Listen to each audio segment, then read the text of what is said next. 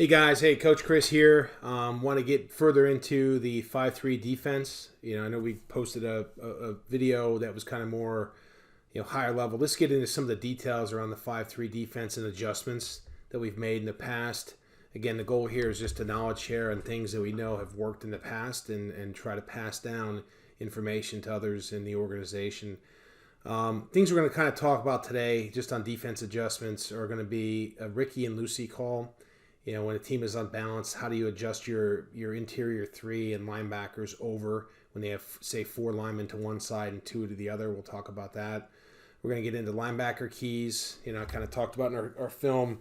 We generally will key the fullback, but when there's split backs or wishbone offense, we do have different keys. We'll get into that. Just different linebacker adjustments we've made over the past. I'll get into what they have been.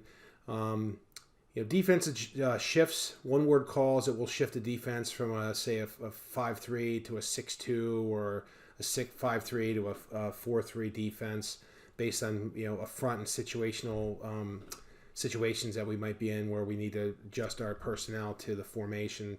And then last is just game planning and defense adjustments. We got some audibles we put in the past that have completely taken away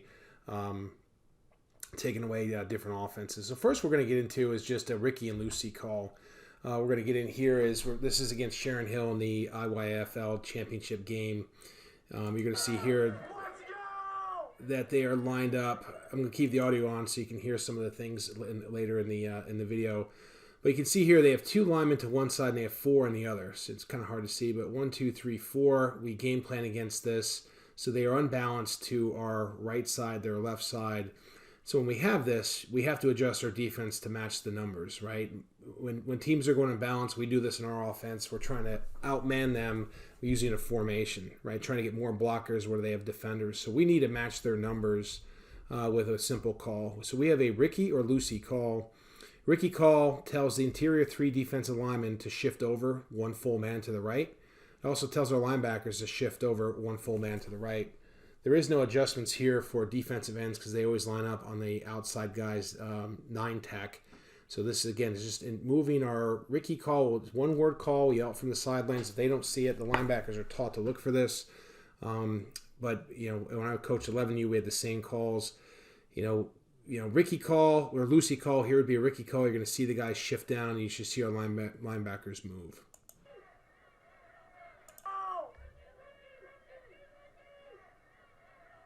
Okay, you can hear the Ricky calls from the sideline. You can see our guys moving. And now we're adjusted over, matching their unbalance, and we're in a good position for matching their offensive numbers. Now they do get a false start there, but this is, again, just an example of a Ricky call. Conversely, if it was opposite, they have four guys to one side, we would give a Lucy call, and the same thing would happen. Everybody would shift down one guy. It's a simple adjustment. Early days, we'd yell bump right, bump left, too many words. Ricky right, Lucy left. Pretty simple. Next thing we're going to kind of get into is just keys.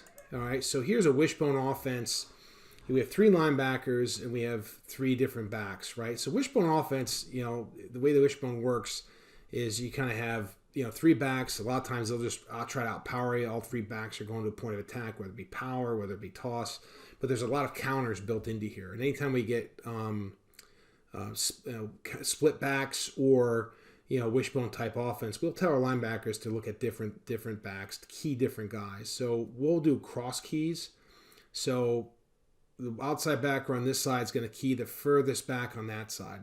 So the outside backer here is keying number 44 here.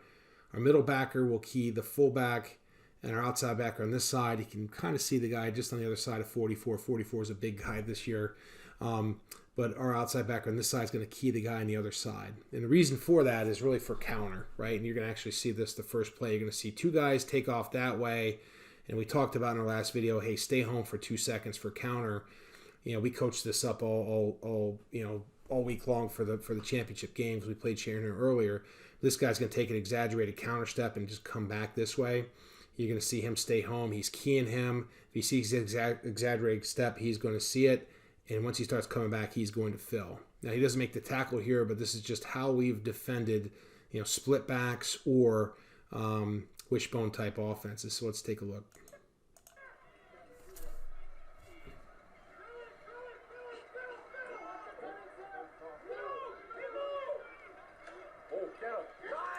And our interior kind of takes care of that. But let's look at the linebacker here and see how he reads that. See him, he's filling right away. He gets blocked, but this is where we want to get to as far as reading our keys. You're going to see our back on this side should be filling for the other back coming towards him his way, which he does, and then he comes off. This is just going to get into split backs.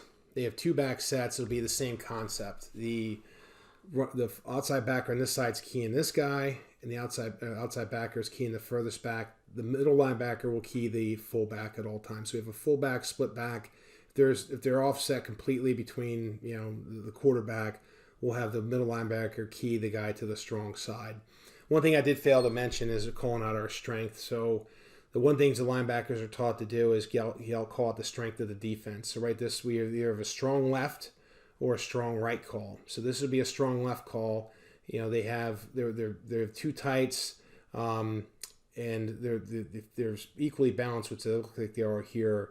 They have three linemen, quarterback, fullback directly behind, and they have a back on each side. So if they look like they're stronger to one side, we'll call it out. If it's equally balanced, which this is, we will call a strength to the wide side of the field. So this should be a strong left call. As I mentioned before, we do slant a lot. We should be immediately slanting. What's most likely in our game plan, we're slanting towards their strength. But again, our keys, outside backer keying the furthest guy, outside backer keying the furthest guy, middle backer keying the guy to the strong side. Let's take a look here. And that's exaggerated step. This is the thing, actually, you can see this step here.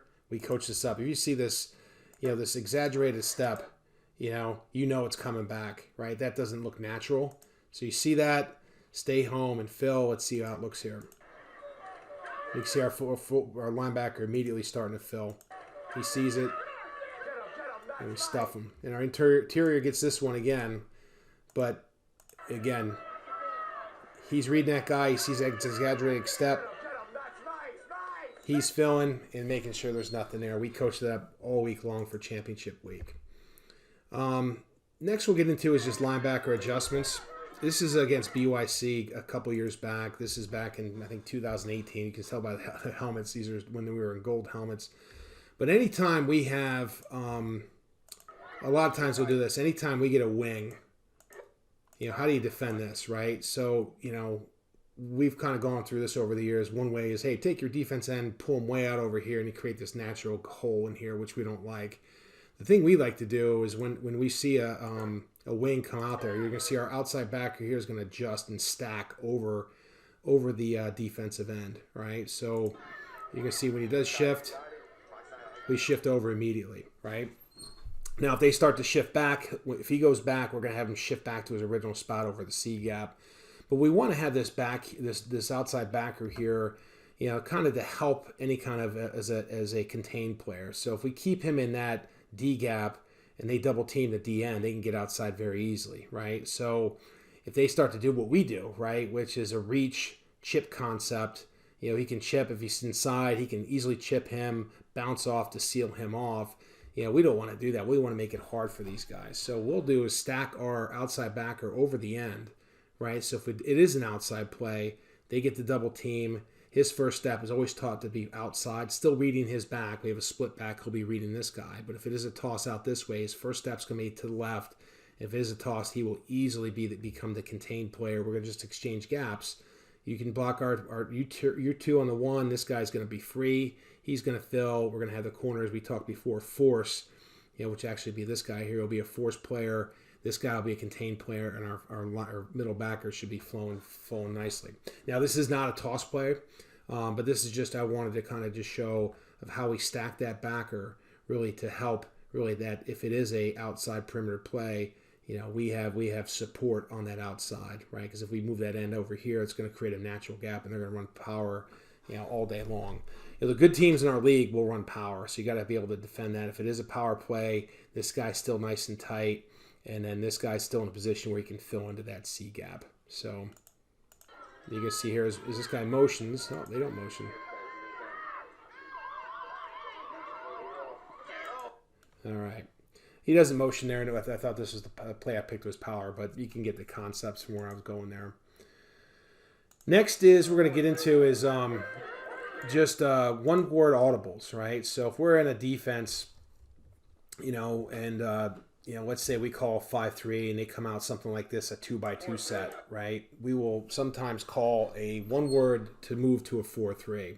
You're going to hear us yelling the word hurricane, right? So last year we used a lot of one terms to adjust our defense immediately. Usually for an audible or something like this, we'll adjust our entire defense on a one-word audible. So let's say if we were in a 6-2 or a 5-3, they come out a 2x2 set, and they're in a passing situation, we got to adjust our defense immediately. Otherwise, you're not going to have the personnel out there.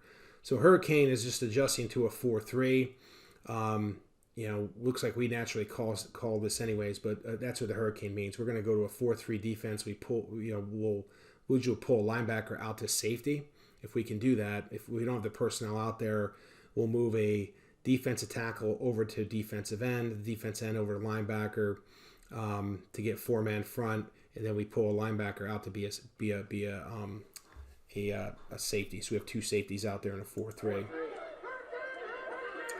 As we talked before in a 2x2 set, the outside backers have to come over and shift out inside leverage on the slots, which you kind of see here, 5 yards off. We might have had the game plan to have our corners a little further off this game. These guys are a little bit faster than us, so we I think we wanted to ensure we had a little more cushion in there. They didn't run a lot of quick screens or hitches or anything like that, so we gave a little more ground, I think, in the corner of this game. If we're in a 4-3, we have two safeties. They have, if you just run a dotted line right down the middle of the field, this guy's got this half, this safety's got that half, nothing gets behind, right? You will see motion here. We will teach our backers if we go motion, we'll do a Liz or rip call, and he'll go down and with motion. And if we go to motion, we still got to defend that jet sweep. He'll bump over with that motion to help support on any kind of jet sweep, and this guy picks up on the fullback. So again, if he gets motion, Liz for left, Rip for right. As he starts to go motion, he's going right back down to his normal spot. He's going to key the fullback. This guy's going to pick up the motion, help for support on any kind of jet sweep. There's a hurricane call.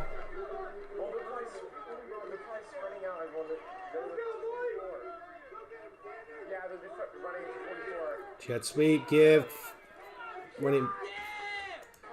Outside backer stays home, keys that guy, stuffs the play for little to no gain. Phil, good job. No gain. So that's a good job, well defended, easy adjustments. Now, this is another one we called Raven. This was, I think, a third and long situation. The defense coordinator called a 4-3 defense. You can see these guys come out in a wishbone, right? So not a good defense against the wishbone. Raven just tells us to go into a 4-3. This safety is going to come back to be linebacker.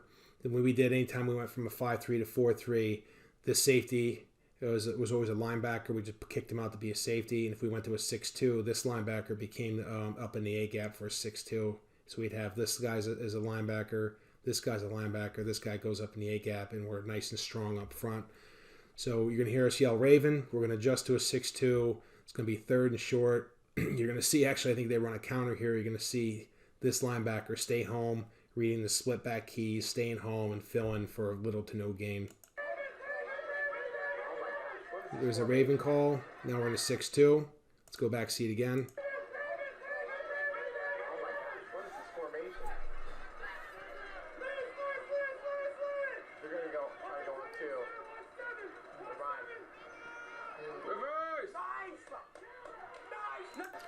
Great job by the linebacker here, staying home, reading that split back, counter step coming back. He stays home, makes a good tackle. Here he comes, boom. Little to no gain. Now you got a fourth. This is the opening drive in the championship game.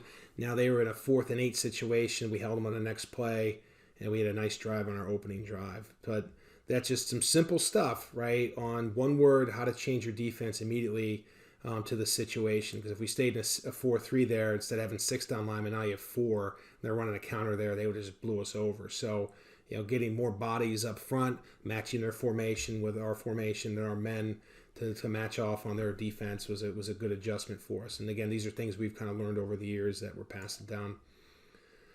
Last year, we'll get into audibles. You'll see here's the first one. This is just going to be a Tennessee. They're going to adjust to it. You're going to hear us yell Tennessee. We're in a 6-2. You're going to see the linebacker that's up in the A-gap kick out to be the outside linebacker here. The defense end's going to widen out and just blow this up.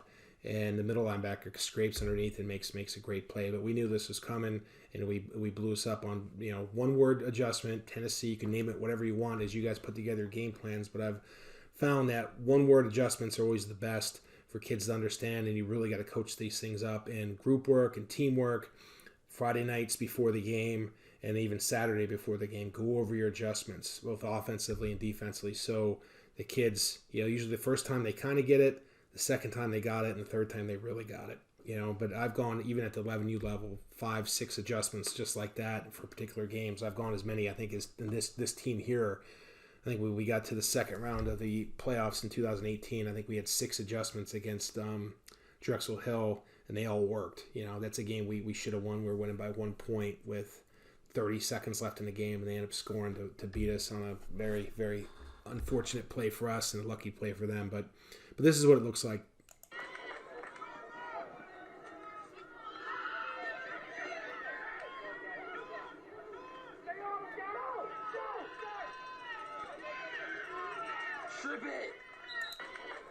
You can hear the kids yell Tennessee, and you can see them adjust. Let's do it again.